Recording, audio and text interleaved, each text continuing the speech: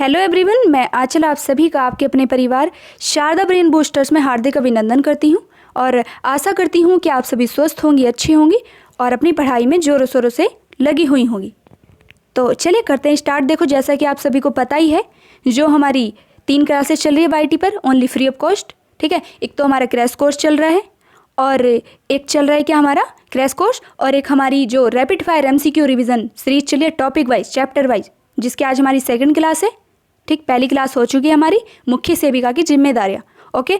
और 3rd class है जो हमारी प्रैक्टिस सीरीज, प्रहार series, mix topic, top 25 question. ठीक है, तो उन सभी को क्या क्या आप अच्छे से करते रहिए और प्लस जो टेस्ट सीरीज है उसको बिल्कुल भी ना छोड़ें, अच्छे से करते रहिए डियर। ठीक है, बस ये सभी 4 चीज़ को और प्लस जो आपका सबसे इम्पोर्टेंट है रिवीजन, इसको अच्छे से करते रहिए, जो आपके लिए रामबाण साबित होने वाला है।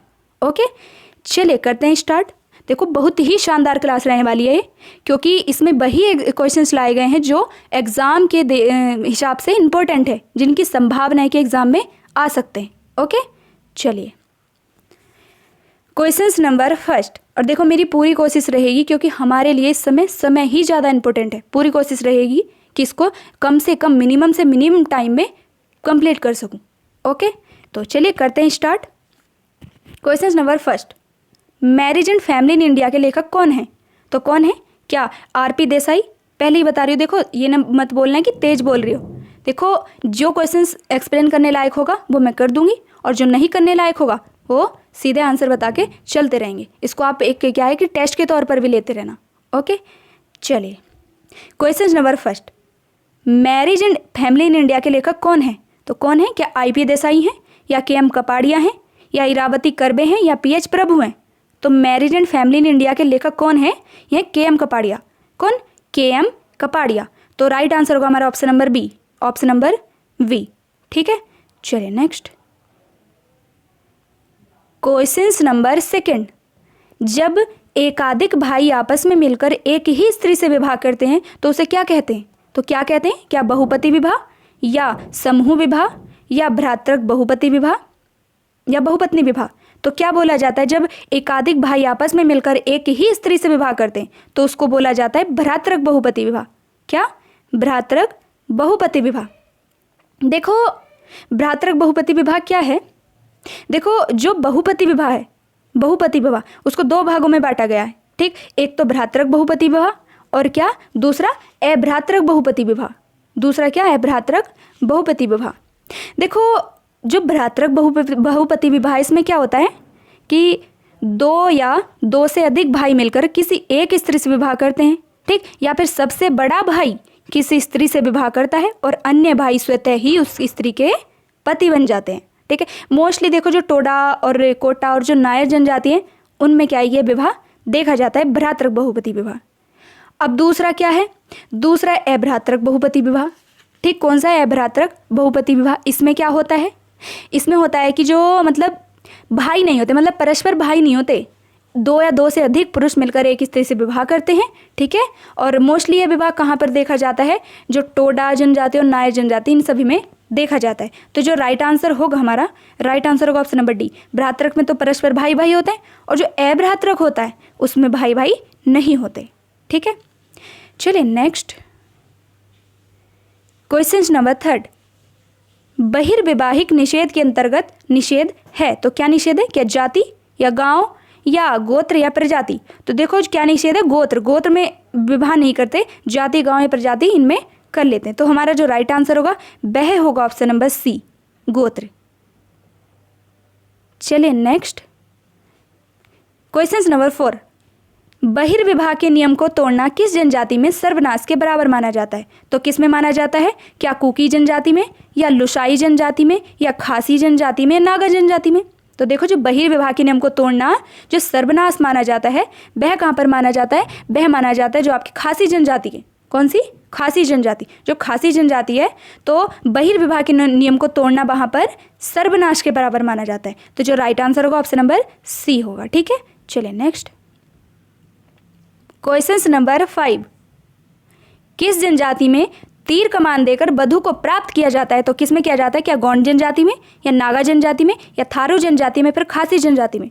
तो तीर कमान देकर जो बधू को प्राप्त किया जाता है वह किया जाता है थारू जनजाति में। कहाँ पर? थारू जनजाति में। तो देखो जो राइट आंसर कौन सा होगा? राइट आंसर भी होगा ऑप्शन नंबर सी, ठीक है, थारू जनजाति में। चलिए नेक्स्ट क्वेश्चन नंबर 6, खासी जनजाति परीक्षा विभाग को क्या कहती है? तो जो खासी जनजाति है वहाँ पर परीक्षा विभाग को क्या कहा जाता है? क्या गोल गधेड़ों का विवाह, या फिर मांगा पड्डम, या लुया शुया, या आटा शाटा?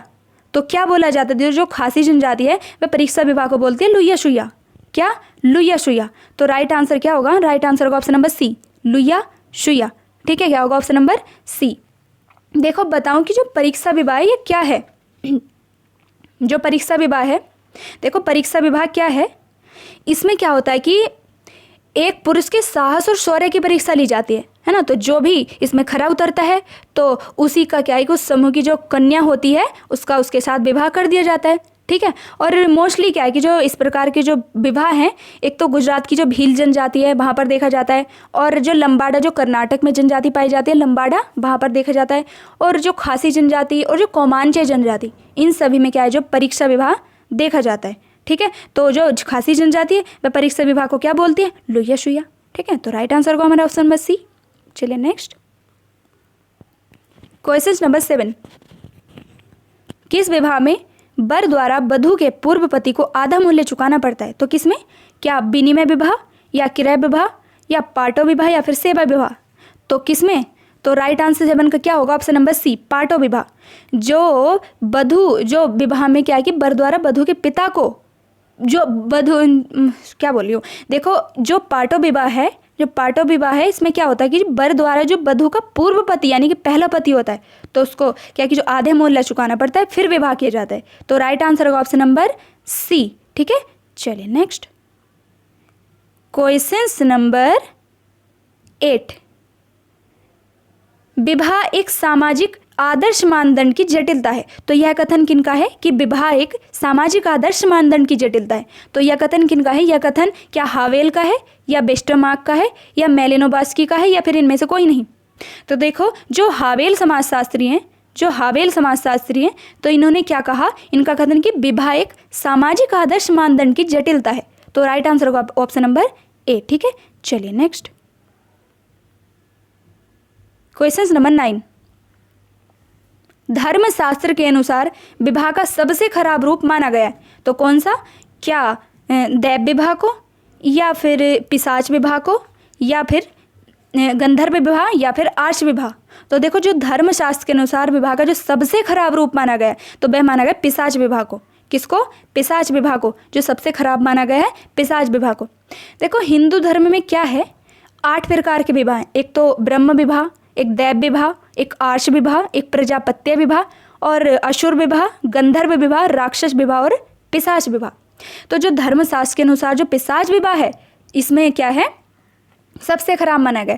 देखो जो पिशाच विवाह है तो इसमें क्या होता है कि जो लड़की की सहमति के बिना ही बलपूर्वक कृत्य करने के बाद उससे क्या है कि विवाह कर लिया जाता है, यही पिशाच विवाह। और जो दैव विवाह है जो सबसे अच्छा सबसे अच्छा तो ब्रह्म विवाह है। देखो जो दैव विवाह है इसमें क्या होता है? इसमें ऐसा विवाह जिसमें पिता अपने जो अपनी पुत्री होती है तो उसको पुरोहित को दान करता है, ठीक है। और जो पुरोहित यज्ञ निर्धारित करता है तो यज्ञ संपन्न कराता है, मतलब उसी के साथ अपनी कन्या का विवाह कर दिया जाता है। और गंधर्व विवाह, जो गंधर्व विवाह आपको पता ही है, जो लव मैरिज होती है, ठीक है। और जो आर्ष विवाह, आर्ष विवाह क्या है? जो पिता है, ठीक, तो पिता क्या है कि जो इच्छुक ऋषि होता है तो इच्छुक ऋषि पिता को क्या है कि बैल का जोड़ा प्रदान करता है, ठीक है।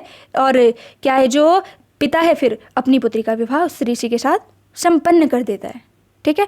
और ये बता ही दिया, ठीक है। चलिए नेक्स्ट क्वेश्चन नंबर 10, हिंदू विवाह संस्कार में अनुष्ठानों की श्रृंखला अंतर्गत निम्न में से क्या नहीं आता? तो क्या पाणी ग्रहण, या फिर सप्तपद, या आर्ष, या विवाह अनुष्ठान? तो क्या नहीं आता? देखो पाणी ग्रहण भी है और सप्तपदी भी है और विवाह अनुष्ठान भी है, परंतु आर्ष नहीं। आर्ष क्या है? आर्ष एक प्रकार का विवाह जो भी बताए जिसमें पिता जो ऋषि होता है, इच्छुक ऋषि जो विवाह का, तो पिता को एक जोड़ी बैल दान करता है, ठीक है। और पिता क्या है कि अपनी पुत्री का विवाह कर देता है, ठीक है। चलिए नेक्स्ट क्वेश्चन नंबर 11, PM प्रभु तथा KM कपाड़िया ने हिंदू विवाह के 3 उद्देश्यों का उल्लेख किया है। निम्न में से कौन सा नहीं है? तो कौन सा? क्या धर्म या यौन संतुष्टि या पुत्र प्राप्ति या फिर सामाजिकता? तो देखो जो KM कपाड़िया हैं तो इन्होंने 3 उद्देश्य बताए हैं हिंदू विवाह के। एक तो धर्म बताया है, एक यौन संतुष्टि बताया है, एक पुत्र प्राप्ति, परंतु सामाजिकता यह नहीं बताया। तो राइट आंसर क्या होगा? राइट आंसर होगा हमारा ऑप्शन नंबर डी, 11 का ऑप्शन नंबर डी। ठीक है, चलिए नेक्स्ट क्वेश्चन नंबर 12। विवाह संतानों को जन्म देने एवं पालन पोषण से संबंधित एक अनुबंध है। तो यह कथन किन समाजशास्त्री का है? तो किन का है? क्या E.B. टायलर का है, या B. मेलिनोस्की है का है, या फिर फ्रेजर का है, या R.K. मर्टन का है? तो जो विवाह संतानों को जन्म देने एवं पालन पोषण से संबंधित एक अनुबंध है तो यह कहा है आपके जो B. मेलिनोवस्की है। कौन? B. मेलिनोवस्की। तो राइट आंसर होगा हमारा ऑप्शन नंबर V। ठीक है, चलिए क्वेश्चन नंबर 13। हिंदू विवाह में प्रथम प्रक्रिया है तो क्या विवाह होम या पाणी ग्रहण या कन्यादान या सप्तपदी? तो जो हिंदू विवाह में जो प्रथम प्रक्रिया होती है तो वह होती है कन्यादान की। क्या? कन्यादान की। तो राइट आंसर होगा हमारा option number C, option number C. चलिए देखो जो क्वेश्चंस एक्सप्लेन करने लायक है ना तो वो मैं खुद ही कर दे रही हूँ, और जो नहीं करने लायक उसको हम बताते चल रहे हैं, क्योंकि हमें क्या है अपना समय बिल्कुल भी वेस्ट नहीं करना है। ओके, चलिए क्वेश्चन नंबर 14। मुस्लिम समुदाय के अस्थायी विवाह के स्वरूप को क्या कहा जाता है? तो क्या कहा जाता है? क्या फासिद या बातिल या निकाह या मुताह? तो क्या कहा जाता है? देखो इसको कहा जाता है मुताह विवाह। क्या? मुताह विवाह। ठीक है, जो मुस्लिम समुदाय में जो अस्थायी विवाह होता है तो उसको बोला जाता है मुताह विवाह। क्या? मुताह विवाह। ठीक है, चलिए नेक्स्ट क्वेश्चन नंबर 15। विवाह के बीच आई अनियमितताओं को दूर किए बिना विवाह कर लिए जाएं तो वह विवाह क्या कहलाता है? क्या कहलाता है? क्या बातिल विवाह या फासिद विवाह या मुताह विवाह या फिर निकाह विवाह? तो कौन सा विवाह कहलाता है? वह कहलाता है फासिद विवाह। फासिद विवाह में क्या है कि जो विवाह के बीच जो आई अनियमितताएं हैं उनको दूर किए बिना ही विवाह कर लिया जाए। ठीक, कौन सा? फासिद विवाह। कौन सा? फासिद विवाह। तो राइट आंसर होगा ऑप्शन नंबर वी, फासिद विवाह। चलिए नेक्स्ट, मुसलमान समुदाय में अलिखित तलाक के कितने अलिखित तलाक के कितने प्रकार है? तो कितने? क्या 3 प्रकार या फिर 4 प्रकार या 5 प्रकार या 6 प्रकार? तो देखो कितने प्रकार के तलाक हैं इनमें? है कितने? 3 प्रकार के तलाक। कितने? 3 प्रकार के तलाक। ठीक है, एक तो कौन सा? एक तो है तलाक ए हसन। कौन सा? तलाक ए हसन, ए हसन, ए हसन। ठीक, और एक कौन सा है? एक है तलाक ए हसन, तलाक ए हसन। ठीक, और तीसरा क्या है? तलाकुल बिद्दत, तलाकुल उल बिद्दत। ठीक है, चलिए 3 प्रकार के तलाक है। ओके, और इनकी जो डिटेल है फिर मैंने एक दिन बताई थी सभी को। ठीक है, चलिए क्वेश्चन नंबर 17। निम्नलिखित में से मुसलमान समुदाय में अलिखित तलाक का स्वरूप नहीं है। तो अभी बताया, क्या तलाक ए हसन या तलाक ए हसन या तलाकुल बिद्दत या तलाकुल तहफीज? तो क्या नहीं है? तलाकुल तहफीज नहीं है। ठीक है, तलाक ए हसन भी है, तलाक ए हसन भी है और उल बिद्दत भी है। ओके, चलिए नेक्स्ट क्वेश्चन नंबर, अरे भाई हाँ चलिए क्वेश्चन नंबर 18। शरीयत अधिनियम 1937 के पहले पत्नी अपने पति को निम्नलिखित में से किन आधारों पर तलाक दे सकती है? तो देखो जो ऑप्शन 1 है ना तो यह ऑप्शन यहाँ से स्टार्ट है। ठीक है, यहाँ से स्टार्ट। चलिए जो क्या ऑप्शन नंबर ए, पति का नपुंसक होना, या फिर पति द्वारा पत्नी पर लगाया गया व्यभिचार का आरोप गलत सिद्ध होना, या पति का एक से अधिक विवाह करना, या फिर ए व बी दोनों सही है। तो जो पत्नी है वह 1937 जो शरीयत अधिनियम 1937 है तो किस प्रकार से किन आधारों पर तलाक दे सकती है? तो देखो क्या हमारा क्या राइट आंसर होगा? ऑप्शन नंबर डी, ए व बी दोनों। देखो अगर पति नपुंसक है तो तब भी तलाक दे सकते हैं, और अगर पति द्वारा पत्नी पर लगाया गया व्यभिचार का जो आरोप है अगर वह गलत सिद्ध होता है तो पत्नी है वह तलाक दे सकती है। तो राइट आंसर क्या होगा? राइट आंसर होगा हमारा ऑप्शन नंबर डी। चलिए नेक्स्ट क्वेश्चन नंबर 19। शरीयत अधिनियम 1937 के अनुसार किन आधारों पर विवाह विच्छेद को अनुमति प्रदान की गई है? तो किन पर? क्या इला व खुला पर, या इला व जिहर पर, या खुला व मुबारत पर, या मुबारत पर लियान पर? तो किस पर की गई है? देखो जो इला व जिहर है, तो ठीक है, इला व जिहर जो विवाह है इनके मुस्लिम में, ठीक है, तो जो इला व जिहर विवाह है तो शरीयत अधिनियम 1937 के अनुसार जो विवाह विच्छेद यानी कि तलाक की अनुमति प्रदान की गई है। ओके, तो हमारा राइट आंसर होगा ऑप्शन नंबर बी। चलिए नेक्स्ट। थोड़ी तेज तो नहीं हो गई हूँ मैं ज़्यादा, वैसे धीरे धीरे बोलती हूँ। Question number 20। ऐसा परिवार जिनका विवाह निर्माण व्यक्ति विवाह के पश्चात स्वयं करता है, तो कौन सा विवाह कहलाता है? क्या जन्म मूलक विवाह, जन्म मूलक परिवार? अरे विवाह कर रही हूँ भाई। Question number 20। ऐसा परिवार जिनका निर्माण व्यक्ति विवाह के पश्चात स्वयं करता है, तो कौन सा परिवार कहलाता है? क्या जन्म मूलक परिवार, या प्रजनन मूलक परिवार, या समरक्त परिवार, या फिर ग्रामीण परिवार? तो कौन सा परिवार कहलाता है जिनका निर्माण व्यक्ति खुद विवाह के पश्चात स्वयं करता है? तो कौन सा कहलाता है? देखो यह कहलाता है ऑप्शन नंबर 20 का ऑप्शन नंबर बी, प्रजनन मूलक परिवार। कौन सा? प्रजनन मूलक परिवार। ठीक है, चलिए तो हमारा राइट आंसर का ऑप्शन नंबर बी, प्रजनन मूलक परिवार। देखो प्रजनन मूलक परिवार में क्या है कि ऐसा परिवार जिसका निर्माण व्यक्ति विवाह के पश्चात स्वयं करता है, तो प्रजनन मूलक परिवार। परंतु जो जन्म मूलक परिवार, अब जन्म मूलक परिवार क्या है? मतलब ऐसा परिवार जिसमें एक व्यक्ति जन्म लेता है और उसका पालन पोषण करता है। ठीक, तो वह क्या है? जन्म मूलक परिवार। अब देखते हैं कि समरक्त परिवार क्या है। देखो समरक्त परिवार क्या है कि ऐसा परिवार जिसमें परिवार के सभी सदस्य रक्त से संबंधित होते हैं। ठीक, रक्त से संबंधित होता है इसमें विवाह के संबंध को। ठीक, इसमें विवाह से संबंधित कोई सदस्य नहीं होता, सभी रक्त से संबंधित होते हैं, समरक्त परिवार कहलाता है। अब देखते हैं ग्रामीण परिवार। देखो ग्रामीण परिवार क्या है कि ग्रामों में पाए जाने वाले ऐसे ग्रामीण परिवार, ग्राम में जो पाए जाने वाले जो परिवार क्या है? ग्रामीण परिवार कहलाते हैं। देखो क्या है कि जो मोस्टली भारत में ऐसे परिवार संयुक्त परिवार ही रहते हैं गाँव में।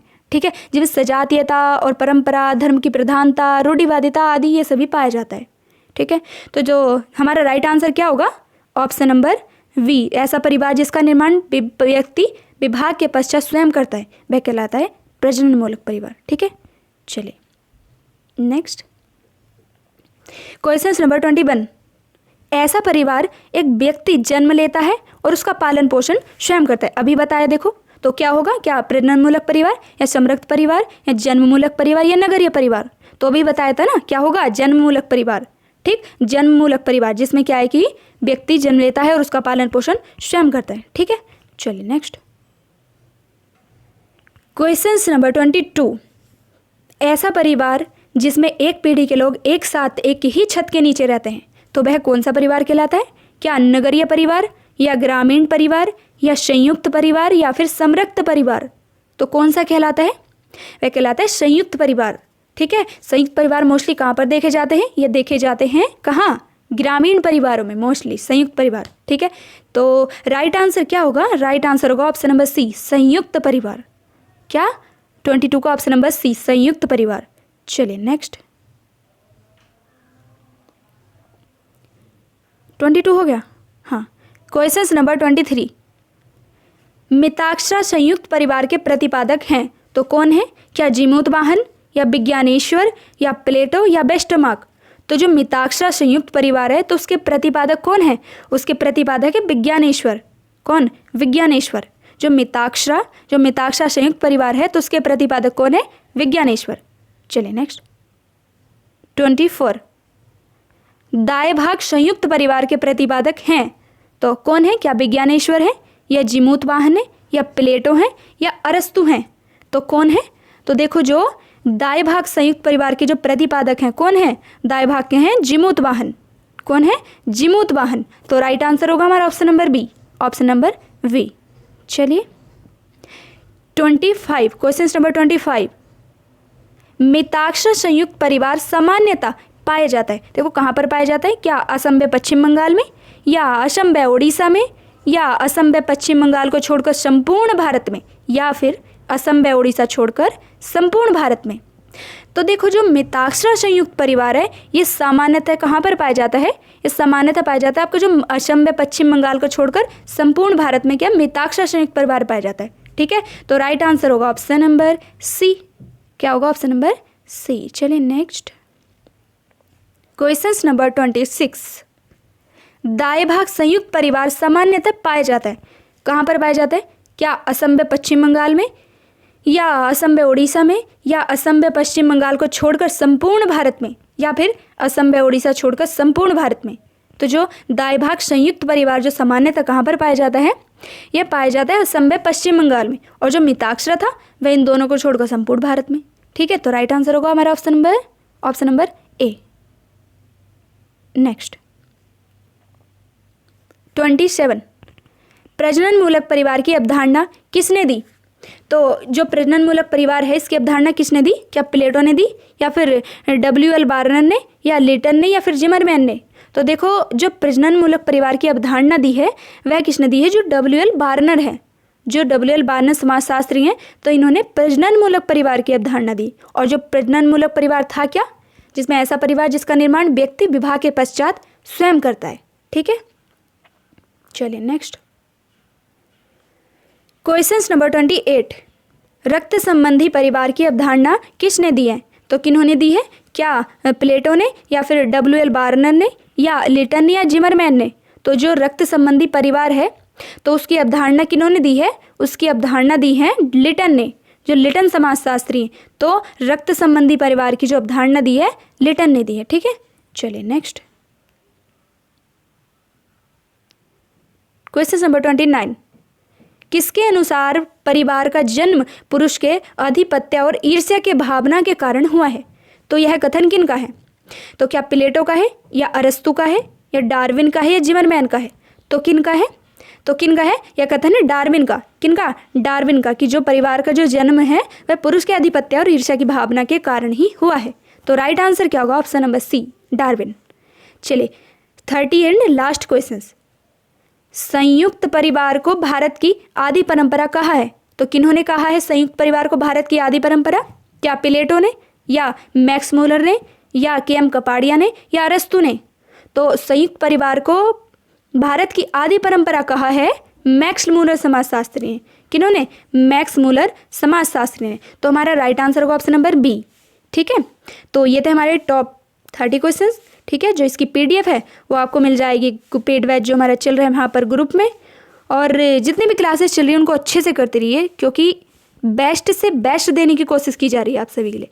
ठीक है, तो चलिए खुश रहिए, अच्छे से रिवीजन करते रहिए, सभी के सभी क्लास को अच्छे से करते रहिए, और टेस्ट सीरीज में अच्छे से उसका बेनिफिट प्राप्त करते रहिए।